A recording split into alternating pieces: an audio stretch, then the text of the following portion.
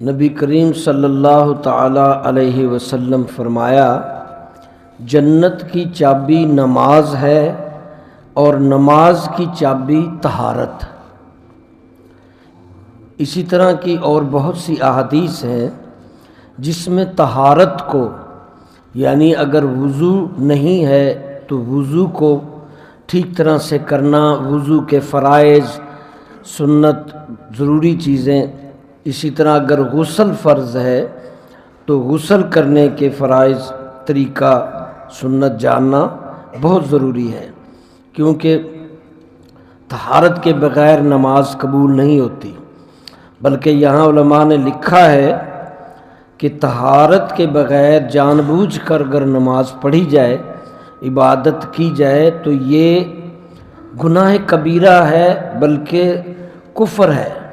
یعنی جان بوجھ کے وہ بے وضو ہے یا غسل نہیں تھا، غسل نہیں کیا، پھر وہ نماز پڑھ رہا ہے تو یہ نماز کی توہین کر رہا ہے، تو اللہ کے کسی حکم، فرمان یا عبادت کی توہین کرنا کفر ہے۔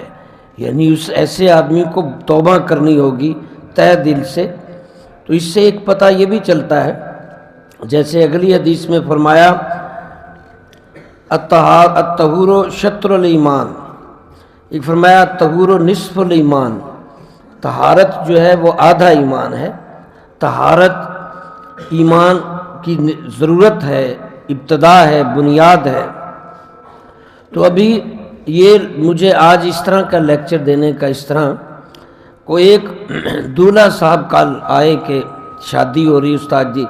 میں کہا بیٹا شادی پہ غسل بھی فرض ہوتا ہے، میاں بیوی ملتے ہیں تو مجھے ذرا غسل تو بتا دے بیٹے کیسے کرتے ہیں۔ اسے نہیں آیا۔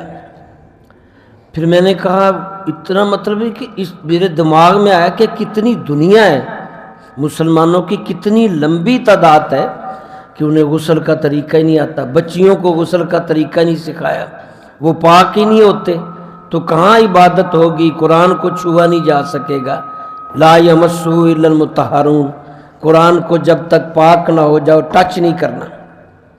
تو کتنی غفلت ہے ماں باپ کی کہ اپنے بچوں کو وضو نہیں سکھایا، طہارت کا طریقہ نہیں سکھایا، اور اگلی بات تو پھر بعد میں ہے نا، جیسے فرمایا کہ طہارت، ابھی آپ نے شروع میں حدیث سنا کہ نماز جو ہے وہ جنت کی چابی ہے اور نماز کی چابی طہارت ہے۔ اب طہارت ہی نہیں کی، وضو ہی نہیں کرنا آتا، غسل ہی نہیں کیا، تو بتاؤ عبادت ہی قبول نہیں ہوئی، تو پھر جنت میں جانے کا سوال، قبول ہونے کا سوال۔ تو میرے بچوں، میرے بھائیوں، خواتین بھی گھروں میں سب ماں باپ اس چیز کو یقینی بنائیں کہ اپنے بچے بچی کو بچپن سے ہی وضو صحیح طریقہ سکھائیں، اور غسل کب کہاں فرض ہوتا ہے وہ بھی سکھائیں کہ غسل کیا کیسے جانا ہے۔ یہ ضروریات دین ہے، اس کا سیکھنا فرض ہے۔ اور اس کے بعد مسئلہ آتا ہے پھر نماز کا۔ ظاہر ہے جب ہم اسلام کے کہتے ہیں نماز، روزہ، حج، زکوٰۃ، جہاد، تو اس میں نماز میں پہلے وضو ہے۔ آپ کو پتہ ہے کہ وضو میں ہاتھ دھونا، چہرہ دھونا، مسح کرنا، پاؤں دھونا، یہ 4 فرض ہے۔ ہاتھ دھونا کونیوں سمیت، چہرہ دھونا دوسرا، مسح کرنا تیسرا، پاؤں دھونا چوتھا، یہ 4 فرض ہے۔ اور باقی سنت کے طریقے سے دونوں ہاتھ دھوتے ہیں، کلی 3 دفعہ ہے، اچھی طرح ناک میں پانی ہے، پورا چہرہ دھونا ہے، چہرہ دھو کے پھر بازو کونیوں سمیت دھونے ہیں، پھر مسح گردن، کانوں کا، سر کا، پھر پاؤں، دایاں پاؤں پہلے دھونا ہے۔ تو یہ گیلی جگہ نہ رہے، یہ وضو کا طریقہ ہے۔ بچوں وضو کا طریقہ ضرور سیکھو، اور اس کو بنیادی دینی جو تعلیم ہے اس کو لازم کرو۔ اسی طرح اگر غسل فرض ہو گیا ہے تو غسل میں 3 فرض ہے، اس میں 4 ہے، اس میں 3 ہے۔ غرارہ کرو، وضو میں کلی ہوتی ہے، غسل میں غرارہ، اور اسی طرح وضو کی طرح وضو کرو، پورے جسم پہ پانی بہاؤ، ناک میں پانی چڑھاؤ دوسرا، غرارہ پہلا فرض، دوسرا ناک میں پانی، اور تیسرا جسم پورا دھونا، اور یہ 3۔ لیکن سنت طریقہ وہی ہے کہ استنجا کرو وضو کی طرح وضو کرو اور اس میں کلی کی جگہ غرارہ، پھر پورا جسم اچھی طرح دھو دو۔ یہ ہے جب غسل فرض ہو تو غسل کریں، وضو سے کام نہیں چلے گا۔ غسل فرض ہوتا ہے جب احتلام ہو جائے یا میاں بیوی یا ویسے انزال ہو جائے صورت کے سال، اور اس طرح کے طریقوں سے غسل فرض ہو جاتا ہے۔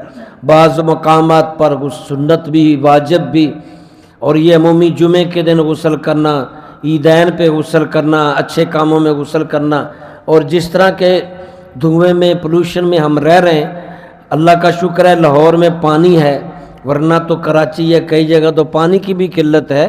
تو اس طرح پوری طرح وضو کرنا، اور ایک دفعہ کم سے کم غسل روز کریں جب آپ کام سے آئیں، یا فجر ٹائم یا شام کے ٹائم ایک دفعہ۔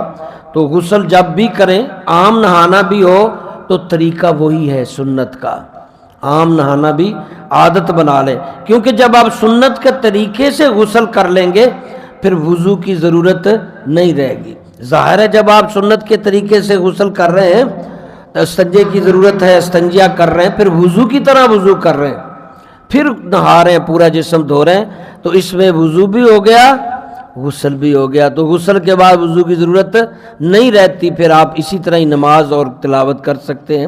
اور اگر وضو نہیں کیا تو غسل نہیں کیا تو وضو ضرور کرے، وضو کے بغیر نماز نہیں ہوتی، قرآن کو نہیں چھوا جا سکتا، اور بعض مقامات پر تو وضو سنت کا درجہ بھی رکھتا ہے کہ آپ نے طواف کرنا ہے، مسجد میں جانا ہے، کسی اچھے کام میں، اور باوضو رہنا تو بہت بڑا ثواب ہے کہ بندے کا وضو ٹوٹے پھر سے وضو کر لے۔ تو یہ چیزیں جو ہیں ضرور یاد رکھیں، وضو کا اور غسل کا طریقہ، اس کے بغیر عبادت قبول نہیں ہے۔ اللہ ہم سب کو عمل کی